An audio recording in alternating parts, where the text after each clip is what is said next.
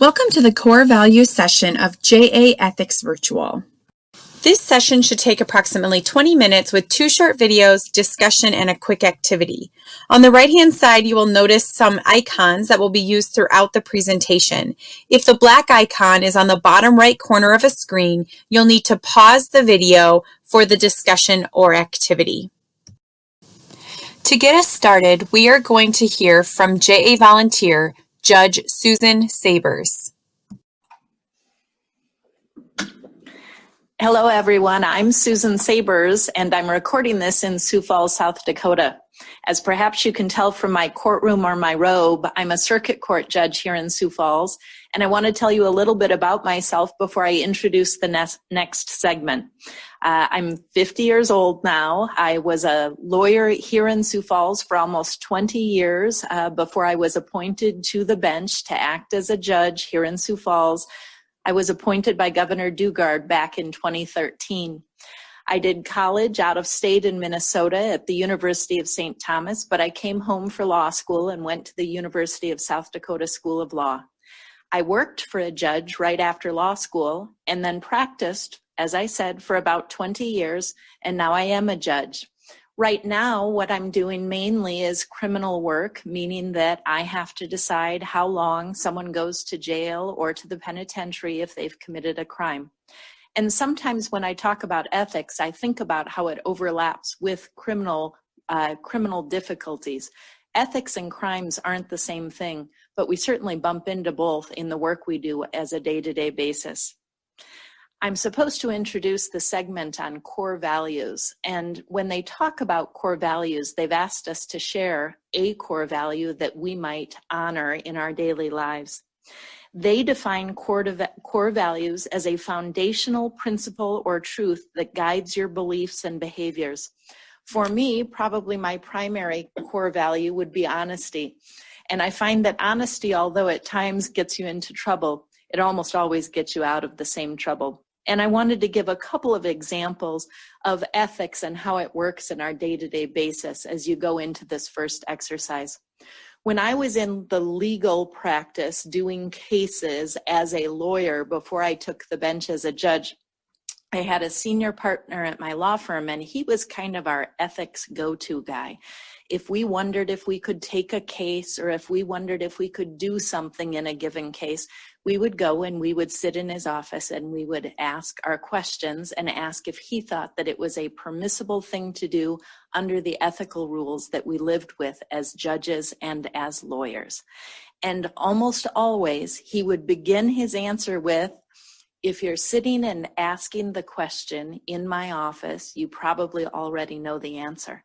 And I think that's a fair rule to live by. If your gut is making you wonder, should I do this? Should I not do this? Your gut is probably telling you the answer, which is no, you shouldn't be doing it. Ethics for this program is oftentimes defined as what you do when no one is looking. And I think that's a great rule and a great definition and such an easy thing to take away here today. But I wanted to give you an example because when we talk about these core values, we're supposed to talk about how your choices in your life affect others. And I wanted to give a quick example. When I go to watch my youngest son in his sporting events, I oftentimes sit with the same family. And they have an older son who I typically sit with, and he's always on his phone. Always on his phone. And one day I showed up and he wasn't on his phone, and I asked him, "Where's your phone?" And he said, "Well, I lost it." And I said, "How'd you lose it?" He said, "Mom and Dad took it away because I got in trouble at school." And I said, "Well, what'd you do?" And he told me that he had posted just to one of his buddies on Snapchat. He had written something really quite mean about a gal that was in his class with him. And I asked him, I said, "Well, was it true?" And he said, "No." And I said, "So you sent a message to your friend that you knew to be not true and that you knew to be mean and hurtful." And he said, "Yep, that sounds about like what I did." And I said, "Well, that was pretty silly." And we had that discussion. And I know that in the world of electronics and in the world of Snapchat and Instagram, we always think that we can get away with what it is we're posting. But our choices and what we write down does matter. Our choices do matter, and what we write down does matter. And I want you to think of that next time you're thinking, should I do this? Should I write this? Someone used to always tell me, Susan, don't write anything down on a piece of paper ever unless you would be comfortable seeing it up on a billboard. And I think of that and how we're using our electronics and our other systems in this today's world and thinking how much trouble that could keep us out of it. But my friend from the football and basketball games, had he just been honest, he would have never posted what he had posted. And his friend wouldn't have taken a screenshot and sent it on. And ultimately it ended up in the hands of the assistant principal at the high school. And he was sitting there at the basketball game without his phone. So as you think of ethics, I want you to think of what you do when no one's looking. I want you to remember the billboard rule. I want you to think about, would I be comfortable having this broadcast to a much broader group of people? I want you to think about those rules, and I want you to think about what your core values are that are driving you on a day-to-day basis. Is it loyalty to your friends and family? Is it hard work? Is it honesty? Whatever it is, you need to make sure that you're working with those concepts and putting them into the important decisions we're asked about all the time. One more example. The other day I had a man in my court and he was probably headed for the penitentiary. And he said to me, Judge, my life and my future is in your hands. And I said, actually, no, it wasn't, because it was his actions which had come to my court. He had done several crimes that were severe and dangerous, and it wasn't my decision that had changed the course of his life. It was his decisions, and there were many of them, that changed the course of his life. So don't go around blaming other people and thinking other people are making those decisions for you, because it is you making the decision about core values and how those core values will move you forward in your day-to-day life. Enjoy this segment with your teacher.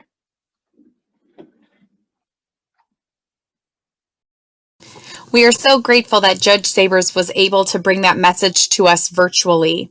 Remember when she talked about the core values? Well, now we're going to have a discussion based on conflicting values, which is called an ethical dilemma. An ethical dilemma is a situation in which a choice has to be made based on conflicting values. For example, you made a commitment to your team to play in tonight's game, but you have a project that is overdue and you promised your teacher you would have it turned in tomorrow. There isn't time to do both. There's a conflict with values right there. Or maybe a friend has asked you to lie to her parents and say that she spent the night at your house. Do you choose honesty or friendship? As a class, take a moment to discuss how you make an ethical decision when you're facing a dilemma between two values. Be sure to pause the video now while you discuss and then push play when you are done. I hope you guys had some great discussion. Overall, we want to encourage you to make sure to have a plan. Be ready to think through your choices instead of just choosing what's easiest in the moment. Remember, ethical dilemmas arise when there's a conflict between two values. That's why it is so important to think about your core values and what your strongest influence should be when a dilemma arises. Next, we're going to look at an ethical decision-making checklist. This is a process to help you think about the questions to ask yourself when facing an ethical dilemma. The good news is you probably have experience with this already. Think back to an ethical dilemma you faced in the past. Think of a time when you've had to make a hard choice between values and you did the right thing. It doesn't have to be a big issue. It can be something small, but have it in mind as we go through these next 3 steps. First of all, you have to define the problem. Ask yourself, what is the dilemma? What information do you need to make a decision? What are your choices? What values are in conflict? Then you need to look at the outcomes. Ask yourself, who's going to be affected by your decision? Will it affect your friends, family, or coworkers? Are any of the choices that you choose illegal? Will you feel guilty about your choice? Who could you turn to for advice? Ask yourself how you want to be seen. Which choice represents your best self? And finally, don't go solo. Who have you noticed that also seems to want to do the right thing? Could you team up with them? And finally, make a decision. Taking all factors into consideration, what is the best ethical decision you could make in this situation? Either in small groups or as a whole class, you are now going to apply the ethical decision-making process to a variety of scenarios. You'll notice there are 2 on this slide and 3 on the next. You don't have to do them all, but gauge your time and be sure to reserve 2 minutes as Judge Sabers has a final message to wrap up this topic.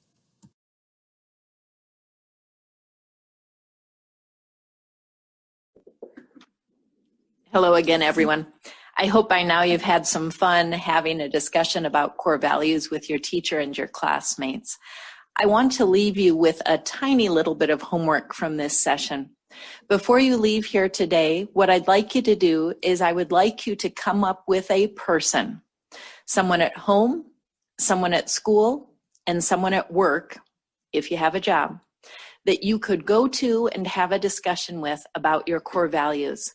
I told you about the man in private practice, my senior partner, that was our go-to ethics guy. You need someone like that, but you need someone like that either at home or at school, or if you've got a job at your workplace, or maybe all 3 of those places. Because for you to continue to use the core values to help decide what to do and what not to do in your daily lives, you're going to need that reinforcement. And you're going to need someone to answer those tough questions for you. I want to end with a final note. I've been doing the ethics session here in Sioux Falls for several years now at the various high schools, and I really look forward to it, and I really enjoy it. And one year I got a thank you note from one of the students who said, "Thank you, you weren't nearly as boring as my regular class," which I think he meant as a compliment. The fun part about ethics is coming into your schools and having the conversations and the interplay between what the students have to say and the examples and the discussions we can offer with a little bit more hindsight behind us to help you make those decisions.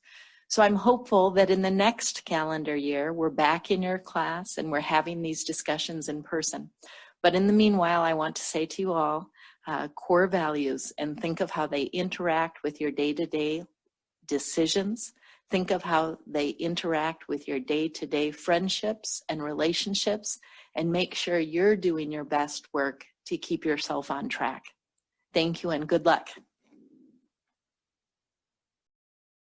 Once again, we'd like to thank Judge Sabers for taking the time to record those videos. So what's next? It really depends upon how much time you have.